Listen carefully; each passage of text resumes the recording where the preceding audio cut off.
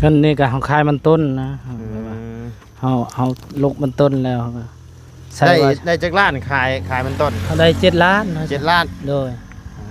แล้วก็ใช่ว่าจะได้ห้านเฮาก็แบบว่าเฮาซื้อเช่าแล้วก็เฮาตั้งเองนะโดยเอาเขายกแนมกล้องนี่แล้วนี่การเป็นเงินของทางพลุงเพิ่นอยู่ทางพังไทยเพิ่นแหละเนาะเพิ่นก็บ่ได้ขอออกชื่อเสียงเรียงนามมีแต่ว่าอยากให้ทางน้องไซขอบุญขอบคุณทางพลุงเพิ่นเด้อขอบบุญขอบคุณเด้อทางพ่อลุงขอให้อยู่ดีมีแห้งความเจ็บอย่าได้ความไข้อย่ามีขอให้สุขภาพร่างกายแข็งแรงไม่จะเฮ็ดธุรกิจการงานใดๆก็ขอให้ประสบความสำเร็จในหน้าที่การงานและการเงินเด้อนั้นรับขอให้ได้เงินหมื่นนั้นตึงขอให้ได้เงินแสนเด้อเงินที่พ่อลุงให้เฮามาก็ขอให้กลับคืนหอยเท่าพันเท่าเด้อขอให้อายุมันคนยืนอันที่ขาดบ่ได้ก็คือบ่ไล่มาเป็นสะพานบุญให้ก็ขอให้อยู่ดีมีแห้งเบิดขอบเบิดครัวเด้อแล้วก็ FC บัดสุขุสุข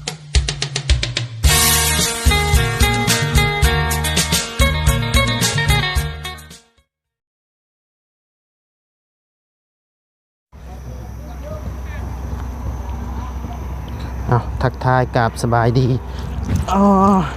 เนาะพ่อแม่พี่น้อง FC เบิร์ดสู่คนบ่ว่าอยู่ในและต่างประเทศก็ยินดีต้อนรับเข้าสู่ช่องบ่ไดคือเก่าพี่น้องพบพ่อกันพร้อมกับสายพลโปรยปลายเนาะพี่น้องเอ้ยยิบอยู่ฝนตกลิ้นพี่น้องเอ้ยมาบัดนี้เนาะสิเฮ็ดหยังนี่นะว่าสิเฮ็ดหันค่าขายเครื่องนี่เนาะเอาไว้สบายดีเด้อว่ามันคงเด้ออันยังอันนี้เป็นดินทรายหรือปูนนี่ปูนยังคือมีแต่ทรายแท้ยังบ่ได้คนเฮ็ดเองด้วยวะนี่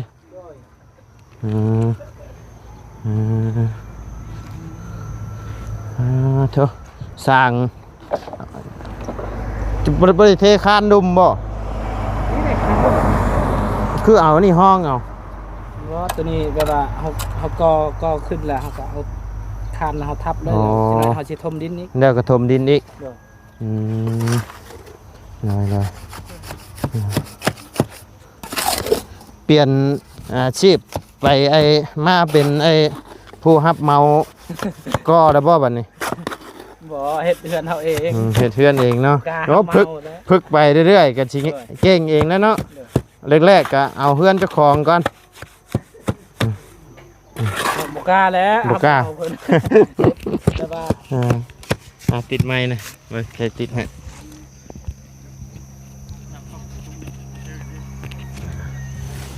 คือจิตกแท้เบิ่งนิบไม้รู้ว่ามันทุกโดยคือจิตกแท้โอ้หาอันแบบว่าคุน้อยๆนั่นหิวชิบดีกว่าบ่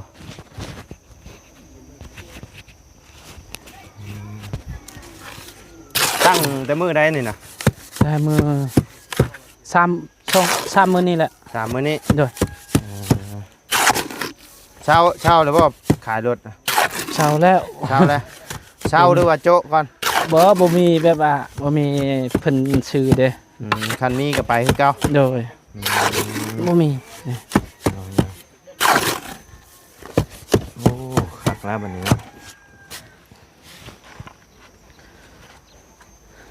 เฮาว่าสิตั้งซื่อๆตั้งแล้วก็แบบว่าค้างแบบเงินเฮางบเฮาค่านี้ล่ะเฮาก็สิก็งบมีซำนี้โดยแม่นแล้วก็ปะก่อนโดยแล้วก็หมดแล้วก็ปะนะพี่หน้าพี่ฮืออีกนะพี่ฮือมีเท่าไรเฮ็ดมีสำไรเฮ็ดสำนั่นไปก่อนเนาะโดยโอ้เฮ็ดเองก็เป็นอยู่ตัวนี่เนาะงามอยู่เด้นี่เฮ็ดคนเดียวได้บ่นี่นะ2 คนกับเมีย2 คนกับเมียโดยโอ้ฮักจะว่างามกว่าสร้างมืออาชีพอีกไปจักนี่ แต่ว่าข่อยเบิ่งแล้วนี่ตัวนี้นี่คือหุ้งป่งอยู่ตัวนี้บ่แบบว่าน้ำเฮาใส่มันบ่ลายตอนเฮาทอกนะมันก็เป็นแบบนี้นะมือใหม่เนาะโดยมือใหม่พี่น้องไงแต่ก็ยามันอยู่ในเฮาทมเด้ใช่มั้ยแม่นอยู่ในยังสิทมอยู่เนาะโดยอยู่นอกนี่เฮาคันแต่ว่าอยู่นอกนี้ มันก็ละเอียดเบิดอยู่เนาะ โดย ยังใครอยู่โอ้ยบ่ได้ละเอียดแล้วนี่ บ่เป็นหยังเฮายังสิสาบอยู่เนาะ โดยมันเพราะอยู่นี่อยู่ลุ่มอยู่แล้วนะ ยังสิสาบอยู่พี่น้องเอ้ย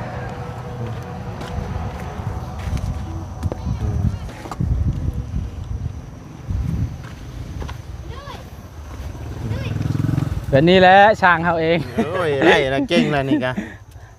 ขึ้นว่าจ้างเชื่องามแล้วว่ะอันนี้เขาเฮ็ดเอง ขมังบ่ เลยสบายดีแล้วตัวเด้อ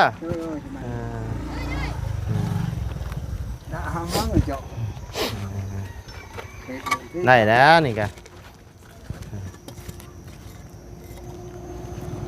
ข่อยยังเฮ็ดบ่ได้แล้วข่อยเนี่ยนี่ เราก็เฮียนแล้วมังแล้ว มังแล้วก็เฮียน เลย มันมีเงินขำนี่มีเงินลูกไว้จ้ะ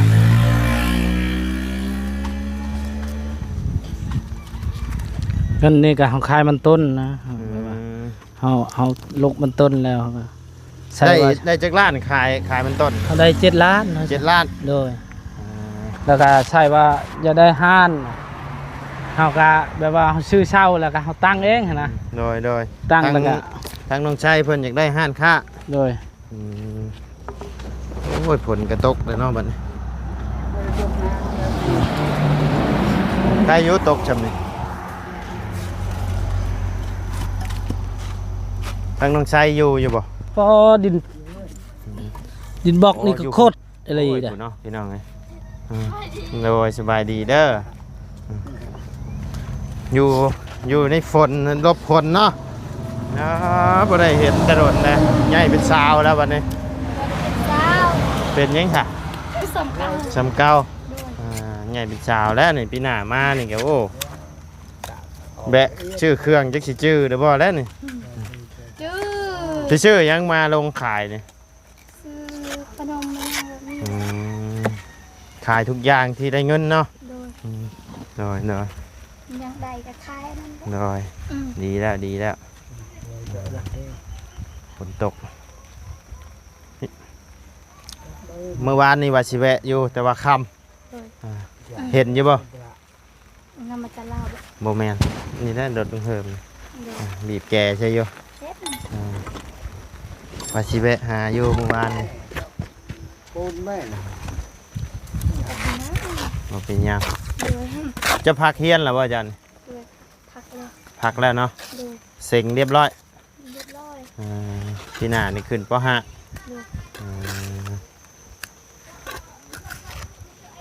ป .5 ก็ยังเฮียนอยู่นี่บ่ โดย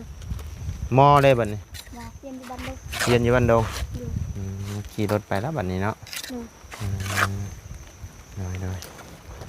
เฮ็ดสองคนผัวเมีย โดย กินข้าวเที่ยงนะยัง ไปกินเหล้ามากิน บ่ ไปกินเนื้อ กินโน ด้วย ใครเอามาให้ ก็ซื้อแหละ ชื่อบ่ ด้วย เฮ็ดน่ะได้กิน ครอบครัว ขัว ด้วย ช่วงนั้นได้กินบ่อยอยู่เนาะช่วงน่ะเนาะเพราะว่ามากายมามันสิมีขายอยู่หั่นพี่น้องแต่ช่วงนี้บ่มี มีแบบ โอ้ฝนตกแล้วบ่พักก่อนบ่ โดยพักกันนะ พักก่อนกัน โดย ฝนตก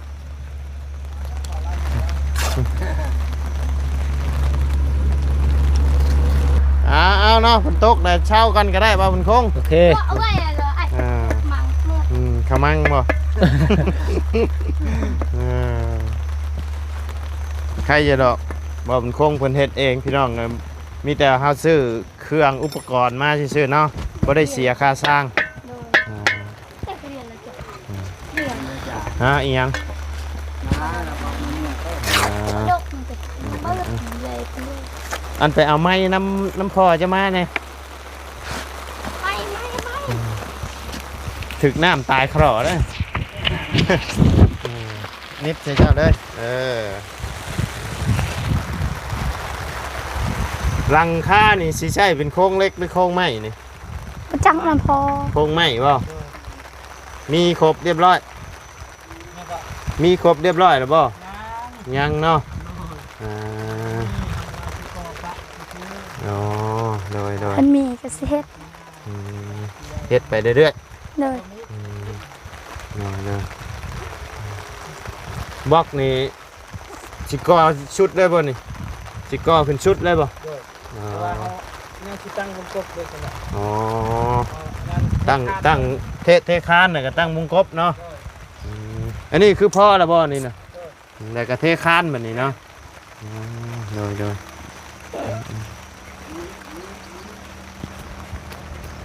เปียกอยู่เนาะ นี่ตอนนั้นเซาลม ฮัก โดยบ่ได้ฮัก แตก มัน เนาะ แตกซื่อ ได้เยอะแล้ว โดย เป็นหยังละไปขึ้นเทิงผมไป โดย พักกันเด้อบ่าวมันคงเด้อฝนตกไปต้องใช้บิ้งฮึบฝนตกเอ้าสบายดีเด้อเนาะ มีแต่หัว กินมะม่วงแซ่บบ่อันนี้ก็กินนะบ่นี่กะโอ้อยู่จับมะม่วงมาจับหูดังดุกันเหนียวหมดแล้วเนาะโอ้เช็ดอีกโอ้ยแม่กันเนาะห่างน้ำบ่กันเดียวว่ามะม่วงมีแต่ยางมะม่วง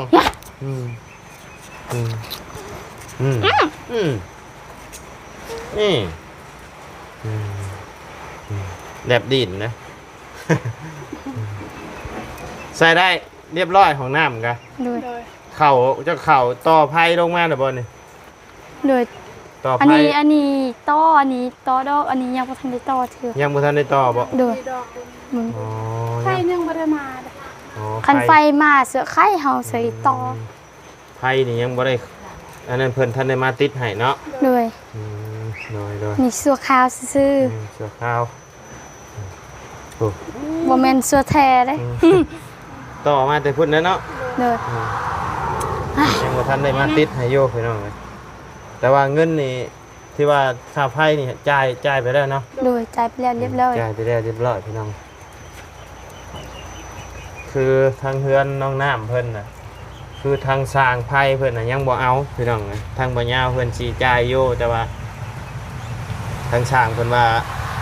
มอเตอร์ยังบ่มาแล้วเพิ่นก็เลยบ่ทันเอา มันยากอะนะ อ่า คือกับเฮาคือกัน รอก่อน เฮาถามเพิ่นตลอดเพิ่นก็สิบ่เอาแหละจัง โด เลย ยแม่นต้องรอจักยามหลายแล้วจนทั้งไอ้นั่นเพิ่นอนุมัติให้ออกมาพุ่นแล้วพี่น้อง ปีหนึงปีหนึงก็ได้ 2-3 เดือนจักสิได้หรือบ่แล้ว อันนี้ก็รายเดือนน่ะ โดยแต่ว่าคือทางเฮือนน้องแพนน้องเอสเพิ่นบัดถึกจังหวะพอดีอ่ะนะก็เลยได้เลยบ่โดนเนาะแลบดินตลอด ตะลีน ดินยาวเลยเด้ คืองู งูบ่เป็นงูบ่เนาะฮอด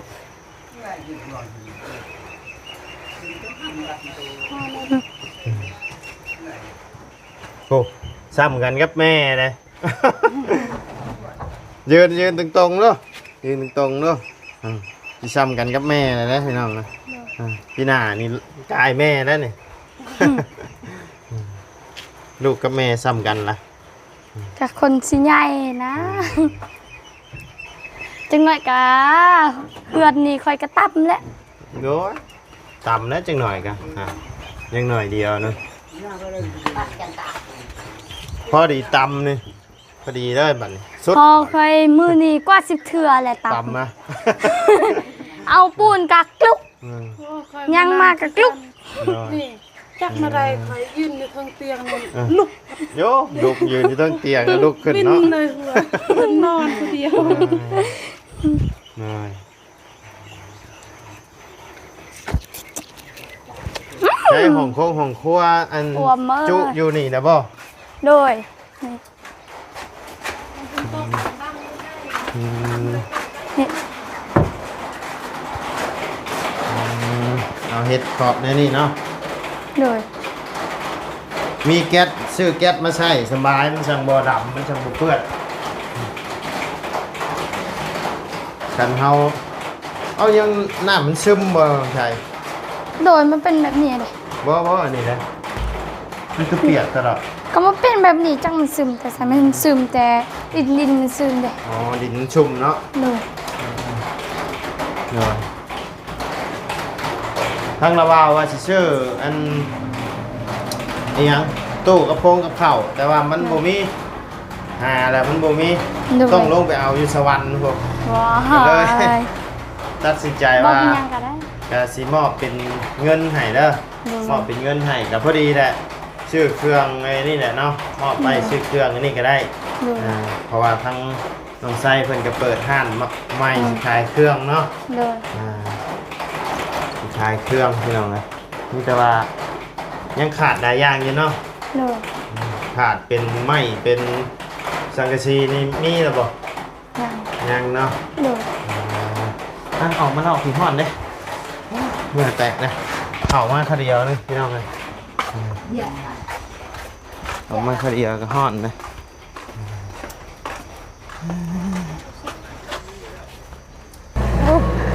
เอา ยัง อยู่ บ่ คุณ เลิกอยู่เนาะยังเฮ็ดต่ออยู่โอ้หมดเด้โอ้หิวเข่าวอ่ะ ยังไม่ได้กินข้าว ไทย กินข้าวแล้วเปล่าครับพอ พอเขาบอก แม่น บ่ได้กินข้าวแต่ พั เขา กกินข้าวกัน ปัวปัจจุได้มีแต่บ่นพระเอ้ เนาะเป็นไม้เป็นสังกะสงกะสีกะยังบ่ครบ ป้อนเลยได้ไป ยั นะ งบ่ ป้อน มีเนาะมีแต่ว่างบที่ว่าเดือจากสร้างเฮือนเฮ็ดเฮือนครัวนี่ขอสิมอบเป็นเงินให้แล้ว เดี๋ยวใจเลยล่ะเด้อ โดย มากอ่ะ โดยโดย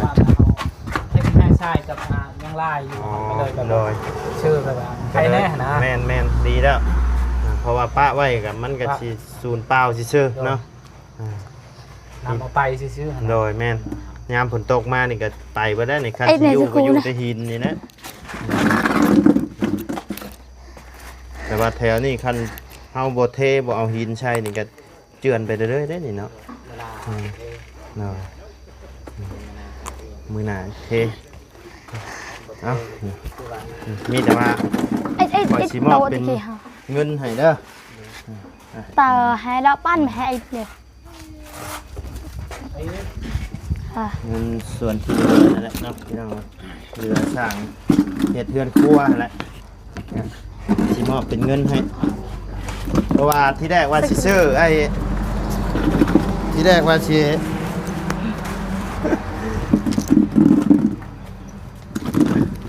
หมายดีเด้อนะฮะเห็นอยู่บ่เบิ่งกันเด้อปรับกล้องใหม่กันบ่เห็นหัวเพิ่นเนี่ย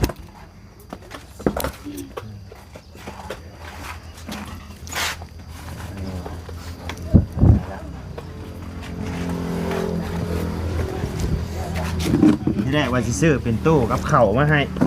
แต่ว่าไปหาแล้วมันบ่มีก็เลยว่ามีอยู่สวรรค์พวกก็เลยบ่มีรถลงไปเอามีแต่สิมอบเป็นเงินให้ทางเจ้าไปจัดแจงเองซื้อนี่แหละเนาะ โดย ต่อเติมซื้อไม้เนาะ ได้ใหม่ประมาณ กาสิบ่พอหรอกแต่ว่าก็เติมใช่เนาะ นะ เพิ่มกันเอาพี่น้องเลยเงินที่ว่าทางพ่อลุงเพิ่นฝากมาตอนที่ว่าข่อยแจ้งมือที่ว่าเพิ่นตกมื้อนั้นนั่นแหละเด้อ 3,000 บาทนะดนนะพี่น้องเลย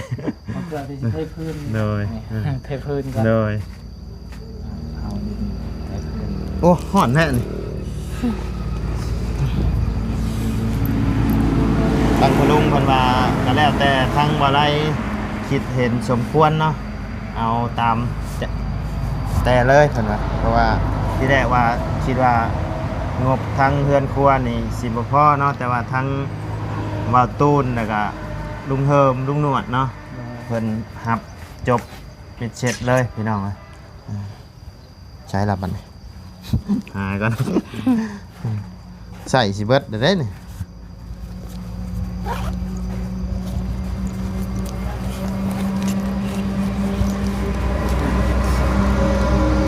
างบ่ไล่ที่ได้ว่าบ่ไล่ว่าสิซื้อ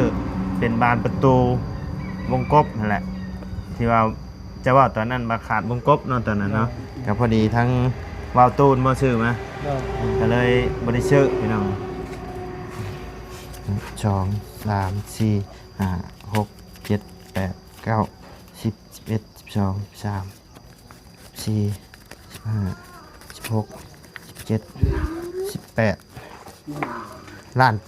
8มีแต่ว่าสิมอบเป็นเงินใบให้ทางน้องไส้ว่าบุญคงเพิ่นไว้ซื้อเครื่องซื้อของเฮ็ดอันห้านค้านี่แหละเนาะน้อยเด้อน้องไส้ว่าบุญคงน้อย เอามายก แนมกล้องนี่เด้อน้อยนี่การเป็นเงินของทางพลุงเพิ่นอยู่ทางพังไทยเพิ่นแหละเนาะเพิ่นก็บ่ได้ขอออกชื่อเสียงเรียงนามมีแต่ว่าอยากให้ทางน้องไส้ขอบุญขอบคุณทางพลุงเพิ่นเด้อ น้อย ขอบบุญขอบคุณเด้อทางพ่อลุงขอให้อยู่ดีมีแห้งความเจ็บอย่าได้ความไข้อย่ามีขอให้สุขภาพร่างกายแข็งแรงไม่จะเฮ็ดธุรกิจการงานใดๆก็ขอให้ประสบความสำเร็จในหน้าที่การงานและการเงินเด้อนั้นรับขอให้ได้เงินนั้นถึงขอให้ได้เงินแสนเด้อเงินที่พ่อลุงให้เฮามาก็ขอให้กลับคืนหอยเท่าพันเท่าเด้อขอให้อายุมันคนยืนอันที่ขาดบ่ได้ก็คือบ่ไล่มาเป็นสะพานบุญให้ก็ขอให้อยู่ดีมีแห้งเบิดขอบเบิดครัวเด้อแล้วก็ FC บัดสุขุสุขเด้อสาธุ ถูกเนาะ บ่ไล่ยะค่ะสาธุก่อนเลย ขอบคุณขอบคุณเด้อทางพ่อ แม่นทั้งพอลุง เด้อทางพ่อลุงเด้อ เนาะ ที่มอบเงินให้ค่าสะพานบุญให้เพื่อนครัวแล้วแต่ยังแบบว่ายังสิสดซอยให้ซื้อเครื่องเปิดห้านนี่แหละขอบใจละลายขอให้สุขภาพแข็งแรงความเจ็บอย่าได้ความไข้อย่ามีเด้อวัฒนาสิ่งใดขอให้ได้สิ่งมันเงินที่พอลุงฝากให้ก็ขอให้กลับคืนห้อยเท่าพันเท่าเด้อพอลุงสิ่งสำคัญก็ขอให้สุขภาพแข็งแรงหมดครอบครัวแล้วก็ทางFC หมดสุขุสุคนแล้วก็ทางผู้ใหญ่หมดทุกท่านขอให้สุขภาพแข็งแรงแล้วก็ทางเบาไลที่มาสะพานบุญให้มาตลอดขอบใจละลายเด้อสาธุ ถูกเนาะโอเคใช่เนาะทางบ่ได้ก็แนะนำต่างหน้าที่เป็นสะพานบุญให้ทางพอลุงมาโดยตลอดก็ต้องขอบบุญขอบคุณทางพอลุงหลายๆเด้อเนาะที่ไว้วางใจให้ทางบ่ได้เป็นสะพานบุญให้ก็ต้องขอให้พอลุงอยู่ดีมีแห้งความเจ็บบ่ให้ได้ความไข้บ่ให้มีเด้อเนาะปรารถนาสิ่งใดก็ขอให้ได้สมความมุ่งมา่ดังปรารถนาบ่ว่าสิเฮ็ดธุรกิจการงานหยังก็ขอให้เฮงๆปังๆดำๆรวยๆตลอดปีและตลอดไปเนาะและที่สำคัญก็คือสุขภาพร่างกายแข็งแรงพร้อมครอบพร้อมครัวตลอดปีและตลอดไปเด้อเนาะสาธุโอเคสำหรับพี่น้องสำหรับคลิปนี้ทางบ่ได้ก็สิได้ขอจบคลิปลงไปเพียงสำนี้ก่อนเด้อพี่น้องเด้อขอบุญขอบคุณพ่อแม่พี่น้องและ FC เบิร์ดสุขุสุคนเนาะที่เข้ามาติดตามและรับชมทั้งช่องบ่ได้เนาะสำหรับคลิปนี้บ่าวไล่น้องไซบ่าวบุญคงล่ำลาเด้อพี่น้องเด้อสบายดี ส เด้ บายดี อไปพี่น้อง